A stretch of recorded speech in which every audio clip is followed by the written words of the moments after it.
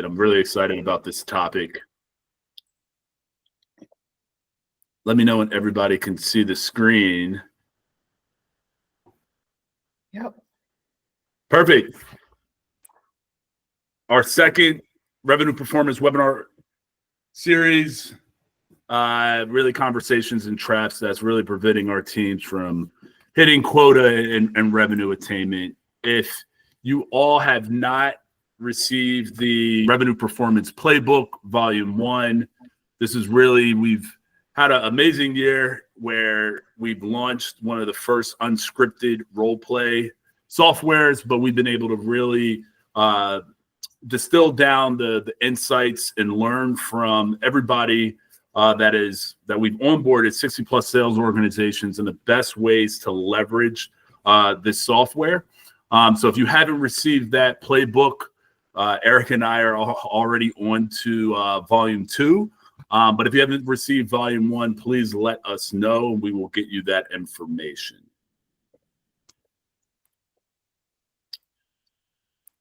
Today, we want to talk about the single-threadedness trap. Last time we spoke about the negotiation trap, put Niall on the spot. He was negotiating against the chairman CEO of Microsoft. He did a solid job. There were some learnings there for sure. And we're now going to pass the baton over to Ben, one of our account executives. And we'll talk about the single-threadedness trap today. We also have Brian Burns on with us as well. So we will, I'm really excited about this conversation here. But we've all been in a situation where, you have a stakeholder, typically a technical user, as a technical user, potential technical user, and they may not necessarily have the confidence and or trust to introduce additional stakeholders to really get this deal across the finish line. There's various ways that you can tell if you're in the single-threadedness trap. One, as you can see on the screen, is, let's hold off on bringing others in for now. Kelvin, I got this. I can handle it. Or I've been in a situation with a major Fortune 500 company. Kelvin, I'm actually going to go up to Minneapolis headquarters and present this to the executive leadership team to get this across the finish line. And then they just keep it at that. And the real impact of, one, not being aware that you're in this trap, but two, not practicing and mastering, there's a high probability of just flat out being ghosted. Typically, it can lead to longer sales cycles, but the vast majority of the time, it results in no decision. That's happened to me quite a bit this year. I'm sure that's happened to others on this call. But yeah, Ben or Brian, any additional comments on definition, what it sounds like, and the impact of not really practicing and mastering or being aware of this trap? Yeah, this is one of the classic things that leaders see as stall deals because the rep thinks it's a real deal. The champion is telling the rep, I'm the decision maker, yet that person has zero budget authority. They may be the technical decision maker, but they're not really soliciting or engaging other people, either because they don't know how, they don't have permission, they aren't confident enough themselves. And the idea of the single-threaded trap is to get them to start talking about how other people view this problem. Otherwise, what's going to happen is the rep's going to send the proposal and then they're going to get ghosted because then the champion has everything that they need and there's no reason to talk to the rep. The rep thinks it's a deal, forecasts it, and thinks it's in procurement and it's still in their inbox. So leaders will see this as no decision, but it's really being stuck or pigeonholed with one person within the account that's a little too overconfident and doesn't understand how to get things done at their own company. Absolutely. And then that leads us to kind of the suggestions, what has worked well for us. And we definitely want to hear from you all on ways to prevent this single-threadedness trap. But I think the key distinction here is, what are tactful ways to prevent the single-threadedness trap? We don't want to necessarily overstep in a way that's disrespectful. I've unfortunately have done this. I'm sure others have, where we don't want to burn any bridges, but we definitely want to get into some of the weeds of suggestions. I want to start with Ben first. Want to hear from Brian, and then others on this call on ways to prevent this or overcome or repair the single-threadedness trap. Ben, take us away. Yeah, I think, and I steal a lot of first, and then let's take us away. I steal a lot of my tactics from Brian, so he's probably going to echo a lot of what I'm saying. But I think the key with this trap, single-threaded, and really any trap that we're going to cover is you got to be proactive. You got to jump ahead of it. I think it's much harder to get ahead of these traps versus trying to be reactive and repairing the situation. So that kind of leads into the first one. So I think one thing that we're doing at Brevity, and we always encourage a lot of our customers to do, is on that first conversation, ideally, maybe it's the second conversation, but lay out your sales process to the person you're working with. And when you lay out your sales process, let them know who we need to get involved. And that's your opportunity to say, hey, at this point, we need to get the CRO involved, the VP of sales, whoever your economic buyer typically is. And if you can get an agreement with the person you're working with on that first call, then when you go to ask for that introduction, or really when you need to get the power, it's something you've already talked about. So it's not going to blindside them. So we put together some examples on this hyperlink sheet here. So kind of get your mind turning on some of the ways you can do it for your sale. Number 2 is prep work. And I think the theme here is like a lot of the prep work. So a lot of the things we do at Brevity is, before you get on a first call, before you get on a demo, a negotiation call, you have your hit list of things you want to do going into that call. And I think LinkedIn is a great tool we can use. So for Brevity, if we're not working with decision makers, the decision maker is typically a vice president of sales, a CRO, a director of sales, a CEO, depending on the size of your organization. But you need to identify who those people are that you're ultimately going to need to get their buy-in from, and connect with them on LinkedIn, maybe send them a nice note about who you're working with, but also try to figure out how that person ties to the stakeholder you're meeting with. Like, is it a direct report? Are they 2 layers up? And then I think if you do a good enough job building trust, you're naturally going to get this out of your stakeholder. They're going to view you more as a partner in crime.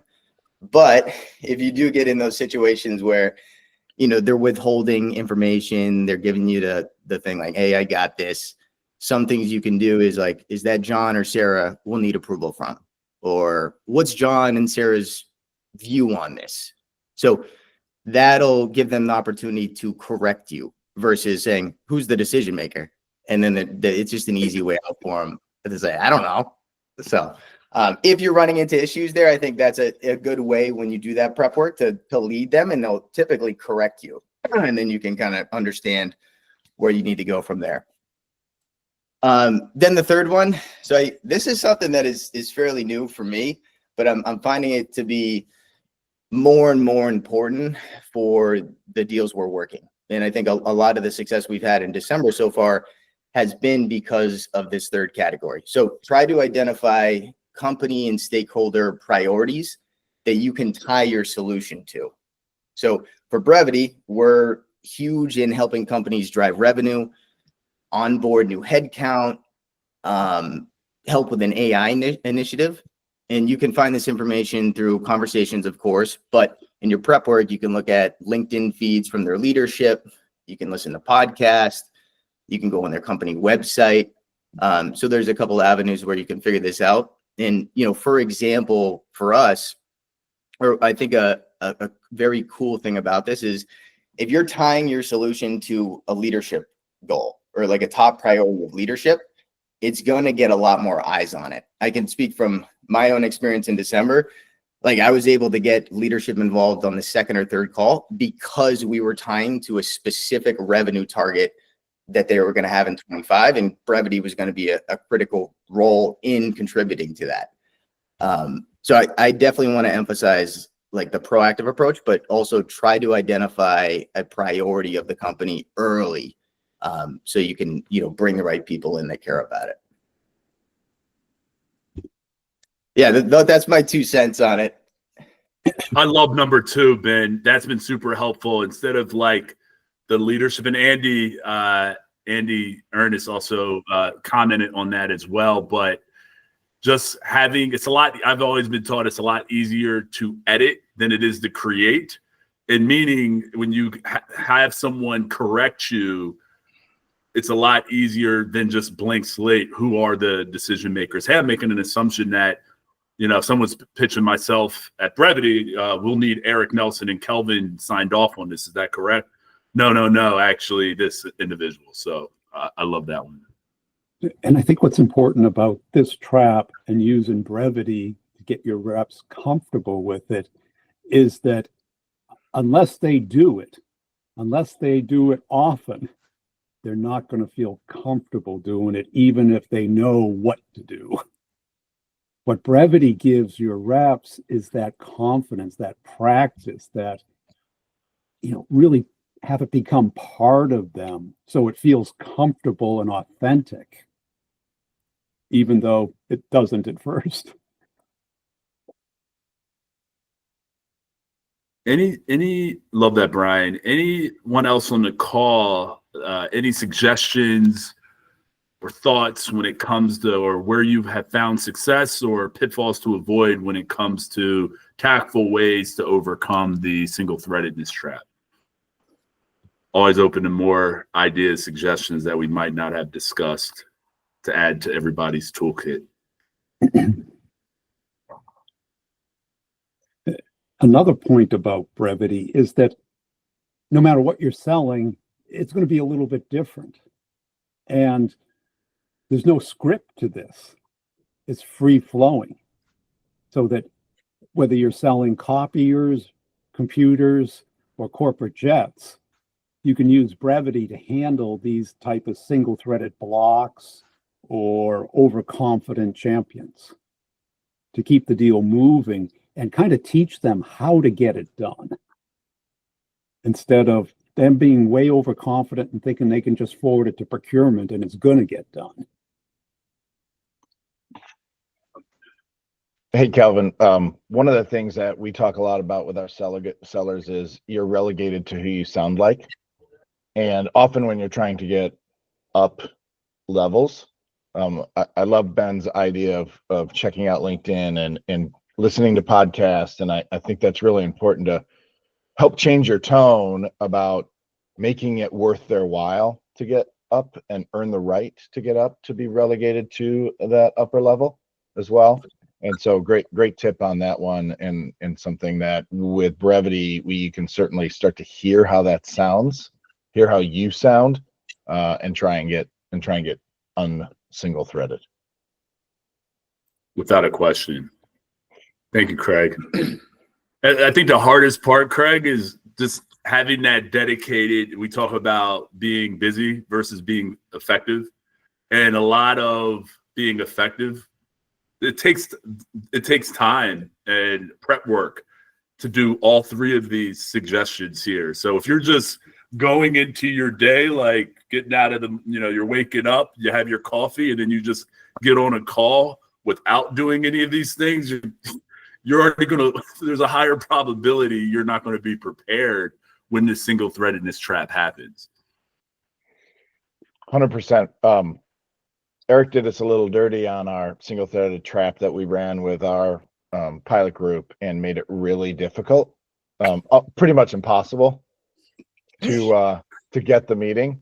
And we talked about changing it, but it was like people really retried 3 and 4 times, tried to break Brevity a little bit and tried to start to be rude to it and beg, and but it was interesting that everybody went back again to try it. And I watched a few of them and it was great to see their strategy change. They tried different things. They got softer. They stretched out on value. They tried not to ask early, but ask. So it was, again, practicing that, not just waking up from a coffee perspective. It was just good to see everybody continue to try it a number of times. Yeah, that is call it exposure therapy, right? You do this a good amount of times on a time, 100%. because Brian, you had a really good analogy that this is kind of like a pop quiz. I think on the podcast a few weeks ago you brought up the pop quiz analogy. Yeah, because sales is like that. You think you're going down this nice smooth route, and all of a sudden there's a pop quiz, and you have 5 seconds to respond. And yeah, if you have 5 minutes, a very different response, or 5 hours, very polished response. You get to sit down and think through it, but it's a pop quiz, and you're going to be judged in that first 5 seconds how you respond. And what are we going to do if we're not ready? We're going to cave. We're going to get off the phone, send the proposal, and pray. And the deal's dead. Just because we fell into the trap. And on that note, Ben, are you ready to overcome the single-threaded trap? Oh boy, I don't know. Look at that opponent.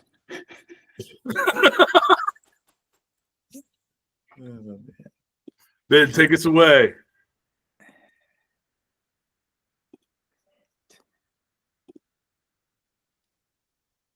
All right, can you guys see this?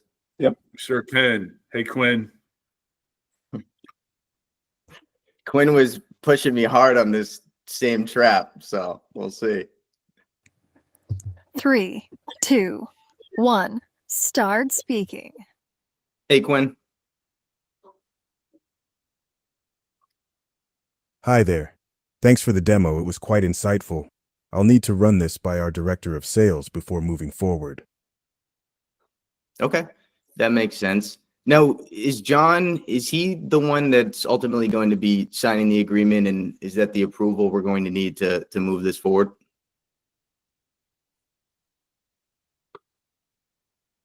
Yes, he's the one with the final say on signing agreements. At this point, I need to have an internal discussion with him first before setting up any meetings.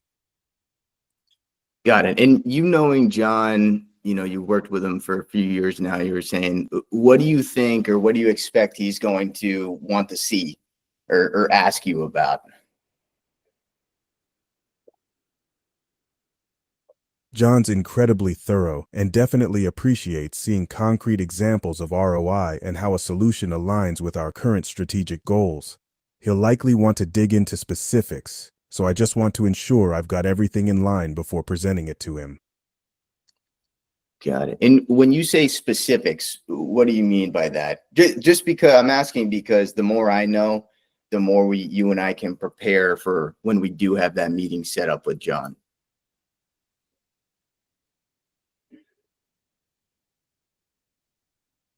By specifics, I mean details on potential integration costs, the time frame for implementation, and any measurable impact on efficiency or cost savings. John will want clear, quantifiable data to evaluate the potential benefits. Got it. Okay. And Quinn, oftentimes when we've done these projects, we have to go through some level of security review, just to make sure we got all our ducks in a row, so we don't have anything coming up last minute to kind of hold us up to the January timeframe. Who on the security side, who would be the one we would need to meet with on getting all those resolved? Oh, I see. Our IT security manager, Alex, usually oversees the security evaluations for new implementations. Right now, I've got to focus on aligning everything with John before we get any further with other departments. Got it. So what I'm thinking, Quinn, is you and I work together on putting together a business justification that summarizes why we're doing this, and we can highlight those key KPIs around quota attainment and decreasing ramp time with metrics, so we can actually show numbers as far as what ROI I think we're going to achieve based on our conversations.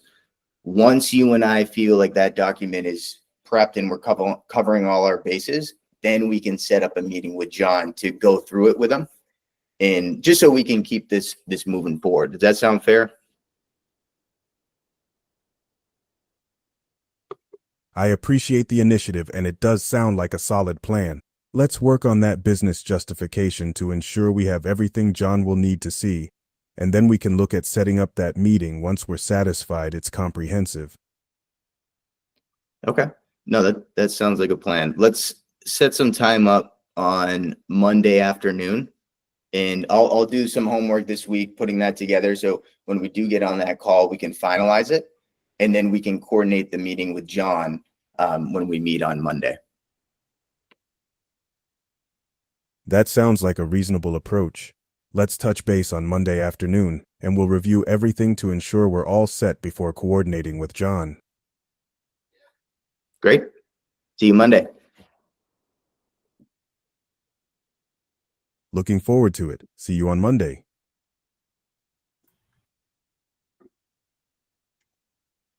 So that's the approach I've been taking with. I haven't been able to. I still need to work on this one, but I haven't been able to schedule the meeting with John on that call. What I've been able to do is set up a prep meeting.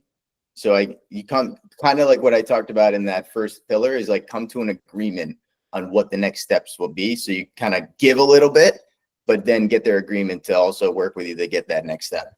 So that's the approach I've been taking. I'm still working on the mastering it. And that one seems kind of like what Craig said, where it's almost impossible to pass that. Quinn's a tough cookie. I thought you did a good job. Yeah. Plus, that discussion is teaching them what they need to do internally by asking them questions, like you did with the security thing. And if you don't do that, they won't figure it out until they try and get it approved, which is, the end of the month, end of the quarter, end of the year. Awesome. Great job, Ben. Good job, Quinn and Ben. I know it's 9:25. Want to just open this up for any questions, comments, thoughts?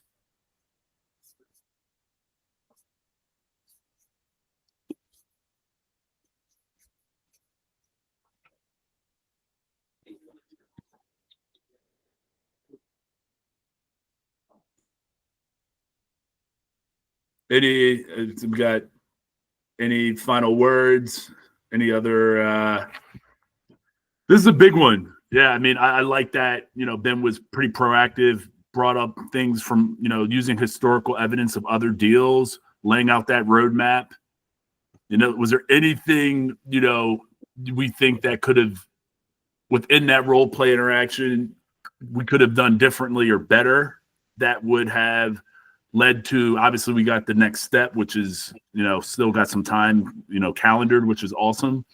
But anything you all saw that could have been worded differently or strategy wise? I've got Hey, a question for you. As folks are thinking about how to use this tool and how to set up the exercises for their team members, what I liked, could you talk a little bit about the balance between an end-to-end conversation? I want you to go through a discovery call, right? Or to, try to go all the way through medic or medpic or whatever, versus a very targeted failure mode that somebody might go through, whether it's single threaded, whether it's talking to the wrong individual, whether it's, being shut out by an objection or whatever, the smaller tactical teaching versus the longer full cycle practice of how you guys balance that and how folks should think about when they're setting up assignments and exercises for folks to go practice and what the right balance is between those. Yeah, great question, Andy. So for our case at Brevity with Ben and Niall, the way they onboarded in September. So I created an AE certification program that took into account the full length conversations and the various questions and objections from the initial qualification to the technical, some of the same things that some of the objections we hear in the technical demo phase. So a lot of their training in that new hire onboarding was full length conversation in nature.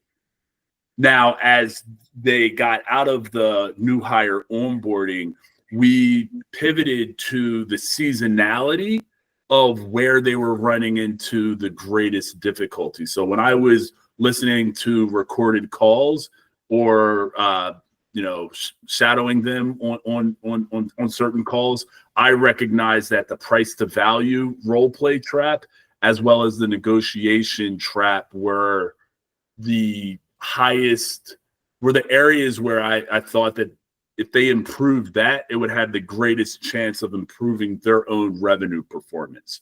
And those in nature are 5 to 7 minutes and 5 to 7 minute conversation drills.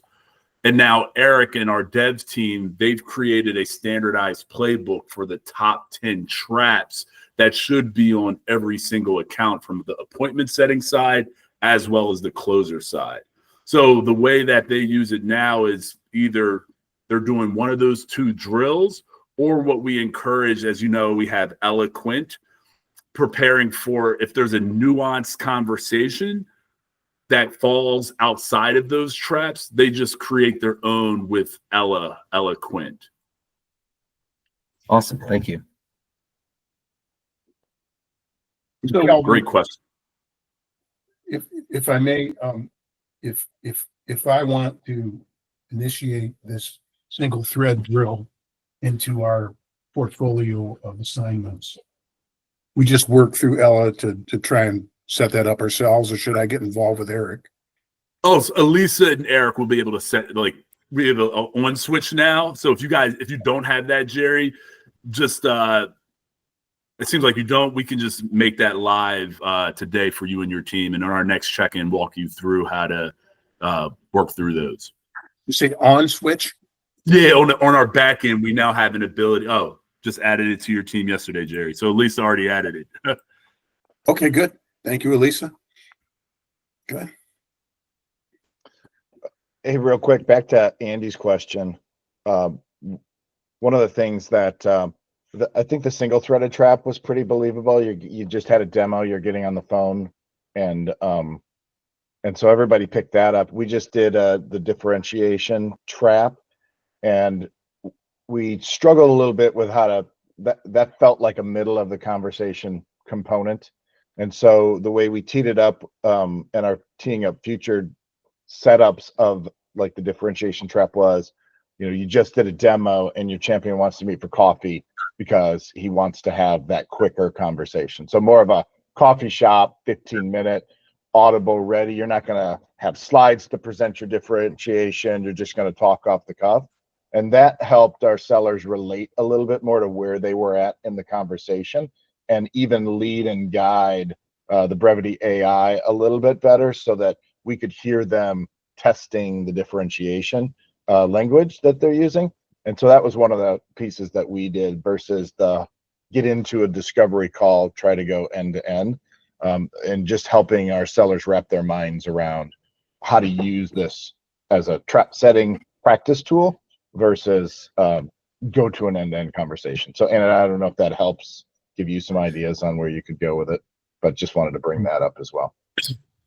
And Craig, I think, is it Craig? I know Yeah. eyesight sucks. I can't see the thing. But one of the things that we've done, to exactly your point on how do you drop somebody into the middle of the conversation and make it feel like natural, is in the creation of the and Kelvin, I'm going to say this, if it's not best practice, please shoot me down. But this is my workaround on when I did this would be when I created the prompt, I would tell the Gen AI engine, hey, I want you to, after they greet, I want you to start off with a little bit of a preamble, and I would just sort of write a quote like, hey, it's something where it makes the conversation a little bit more natural. Hey, it's good to see you again. I appreciate you grabbing a few minutes with me with coffee.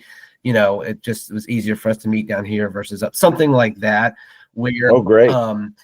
It instead of like when you do I found like when you do it and just normal, 5, 4, 3, 2, 1, and you start the conversation, hi, I'm Andy, and blah blah blah, and you go through it. But if you have it just do a minute of a not a minute, 30 seconds of some sort of natural sounding conversation, it puts the participant in a bit their mindset of, I'm actually having a conversation versus I'm having to, the engine's already started on the car versus I'm having to start the car and push the gas pedal, if that makes sense. Well, Andy, I don't know if it's best practice or not, but I love the idea. Thank you for sharing.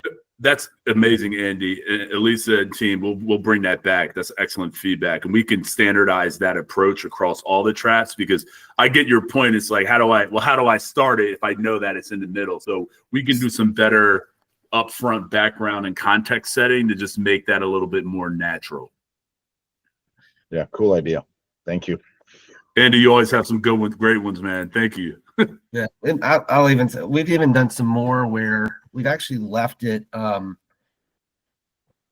You can actually dynamically program it, if you will, during the conversation, in that we've programmed the AI to ask questions to bring me up to speed. Like, you could say something like, hey, can you remind me, I don't have my notes in front of me. What did we talk about last time on some of where we are in the deal status, or something like that? And so it gives a little bit more information, and Kevin, I've found that it's able to incorporate that, which is kind of scary, into the conversation. But that's also another good way, both having them start the conversation naturally, but then say, can you remind me? And then it gets them really, knee deep into the conversation, and then you can go. And it'll seem to include some of that as you go forward. Yeah, scary. I agree. It's scary too, but very cool idea. I don't know who programs this stuff, but who the backend developer is, but it's amazing. Eric's like, yeah. I think Eric's on a flight right now. Oh, okay. So yeah, give him some of his praise post call when he lands.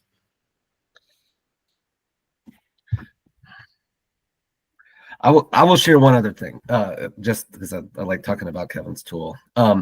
That I found is that we've actually experimented a bit on having the tool give direct feedback verbally to the person.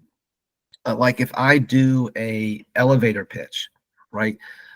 Kevin's tool is great in giving a score and giving something, but I can actually also define what an elevator pitch looks like. So I could say, I want you to start with a compelling hook, and a compelling hook is this, and then I want you to have a reference case, and then I want you to have like, what are the three components to the elevator pitch? And if you define it, then what we've even done on some role play practices is to tell the system, hey, I'm going to judge you. We're going to do a scenario. I'm going to judge you on the elevator pitch. Would you like instructions on the elevator pitch on how to do a great one? They can say yes or no.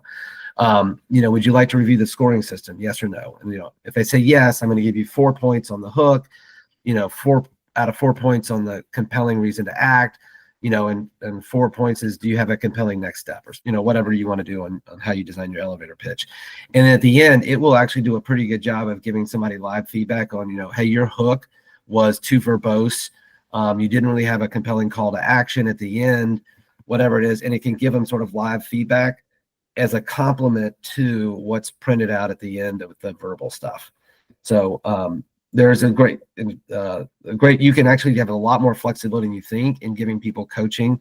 And I found that a little bit of that verbal of folks, of hearing the response of how you did is adults learn by multiple repetitions of seeing information. And so hearing it, right, then seeing the feedback is just sort of a left and right punch. And, that's not a good analogy, but it's a good way to sort of give two reinforcements, so you have a better chance of that adult learning sticking with somebody as they're trying to improve. So Appreciate that, Andy. Encore, one more, Andy. This weekend's winning lottery numbers are, no, just kidding. Awesome. I know everybody's busy. I appreciate you all spending some time with us on our second. Excited to crush your revenue goals with you in 2025. Any last parting words, Brian, team? Good session. Great Yeah. session. Like We to feedback is good. I learned some things today, which is great. And by the way, I'll just put my email address in the it's just aernest@gmail. But if anybody wants to see an example of like how you can program it to give verbal feedback at the end, I'm on a simple like elevator pitch, I'm super happy to share it. Just send me a note. I would love to see that. That's pretty Okay. cool. Same, yeah. Yeah. Awesome. Well, everybody, happy holidays, and we're looking forward to a amazing 2025. Let's end this year strong. Thanks, guys. Thank you, everybody. Thank you. Right.